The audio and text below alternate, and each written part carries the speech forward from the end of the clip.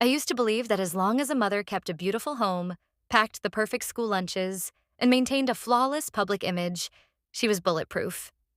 To the outside world, my life was a picture-perfect suburban dream.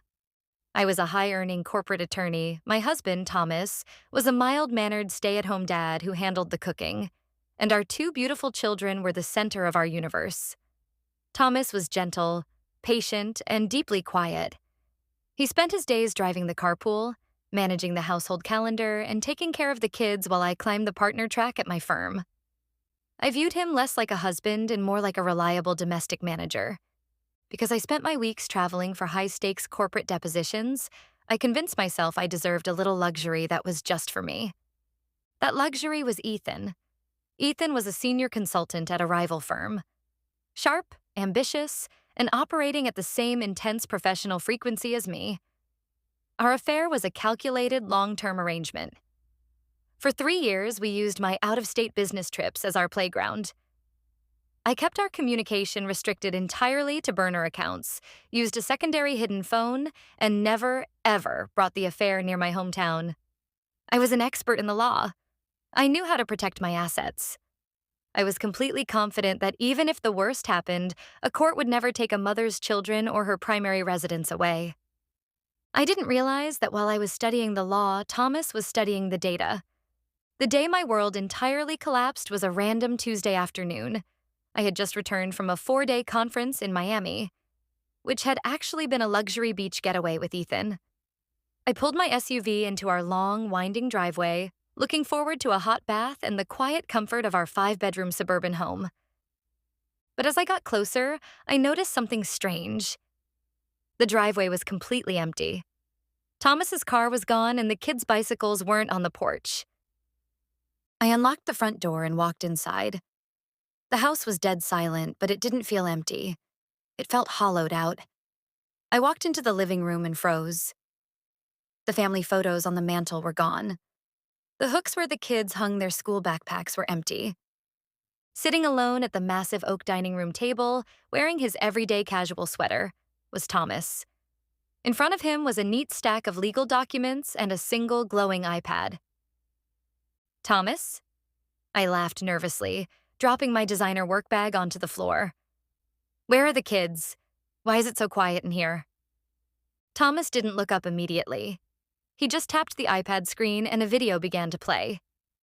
It was a high-definition recording from a nanny cam hidden inside a teddy bear in our family room, a device I didn't even know existed. The video wasn't from today. It was from 2 months ago, on a rare weekend when Thomas had taken the kids to his parents' house. The footage showed me sitting on our living room couch, on my hidden phone, openly laughing and detailing my upcoming Miami hotel itinerary to Ethan. My voice was crystal clear. "Thomas," I whispered, the blood instantly draining from my face. My legal training kicked into overdrive and I tried to step forward. That is an invasion of privacy. In this state, electronic surveillance without consent is...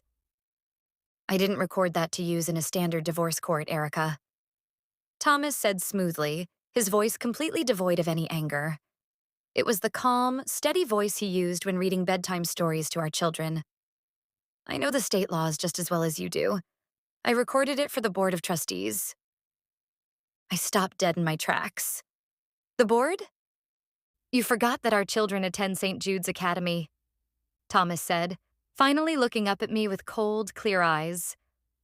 "A private, heavily endowed boarding school with a strict moral turpitude clause in its enrollment and parental codes. And you also forgot that our home's mortgage is tied directly to a family trust established by my grandfather.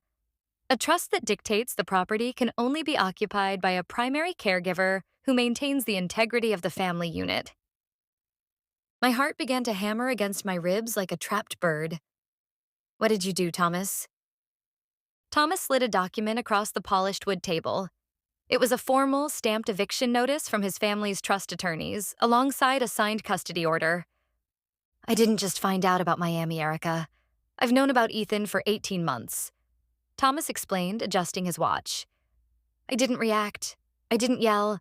I just collected the data. I tracked the hidden phone's data usage through our home router. I logged every single date you claimed to be at a deposition when you were actually checking into boutique resorts. He tapped the iPad, and a massive spreadsheet appeared, showing a timeline of my absences cross-referenced with the children's school records. While you were out building your career and spending time with Ethan, I was the one signing the permission slips. I was the one at the parent-teacher conferences. I am the primary caregiver, Thomas said quietly. Yesterday morning, I presented the full forensic file to the St. Jude's Board of Trustees. Because your behavior violates the school's strict code of conduct, they revoked your parental status on the children's enrollment file. They granted me sole authorization. You can't take my children from me, I screamed, my professional composure completely shattering. I lunged toward the table. I am a partner at a top-tier law firm. I pay for this house. I pay for their tuition. And that money will be very useful when you're paying child support, Erica, Thomas replied, his tone remaining terrifyingly level. Because of the trust clause, your name was removed from the property deed the moment the infidelity was legally documented by a licensed private investigator I hired using our joint savings. The house belongs entirely to the trust now, and the trust has ordered your immediate removal. Right on cue, a heavy knock sounded at the front door. I turned around to see two local sheriff's deputies standing on the porch, holding official relocation paperwork. The kids are already settled into our new place, Erica, Thomas said, standing up and picking up his car keys. They didn't even ask where you were. They're used to you being gone on business trips. I've left 2 suitcases for you in the hallway with your essential clothes. The rest of your things will be delivered to your office tomorrow morning. I stood there, paralyzed as the deputies stepped inside the foyer.